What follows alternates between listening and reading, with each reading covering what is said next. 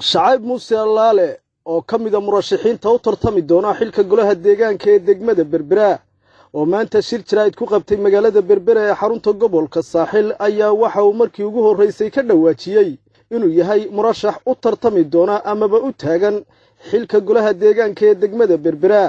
Shacayb Muuse Allaale oo arrimahaasi ka hadlayana waxa ka mid ahaa hadaladiisii. maalin raxiin inta oo bishu ay tahay maanta oo ay bishu tahay 5 bisha 12 waxaan halkan ku shaacinayaa musharaxnimadeyda aan u taaganay golaha deegaanka Berbera ta uuna tala galay shaacinteydii inaan u taaganay golaha deegaanka Berbera kadib markii aan la tashaday odayaashayda waxgaradka waxaan go'aansaday inaan isu soo taago golaha deegaanka ee gobolka Saaxil iyo waxgaradkaba aan wada tashaday ee ka dhici doonta 20 taasoo aan la qaatay waxgaradkayga odayaashooda dhammaan inaan qaban doono xafladeyda insha Allah.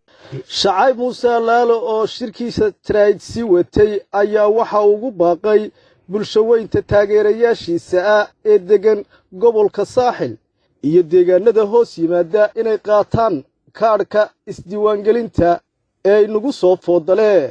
waxaana ugu baaqay bulshaweynta gobolka Saaxil inay arrintaasi iska xil saaraan si ay u qaataan kaarka intii aan hore u qaadan ee amaba aan hore isu diiwaangelin.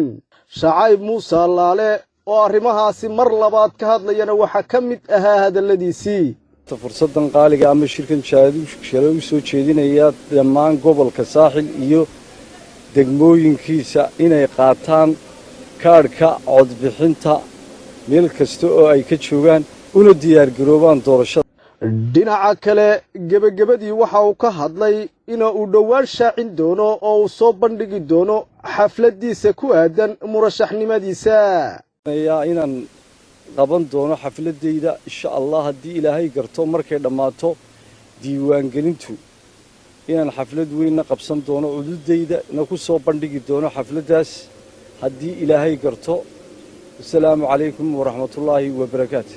Cabdiraxmaan Maxamed Cige, telefishinka caalamiga ee SABC TV, magaala xeebada Berbera.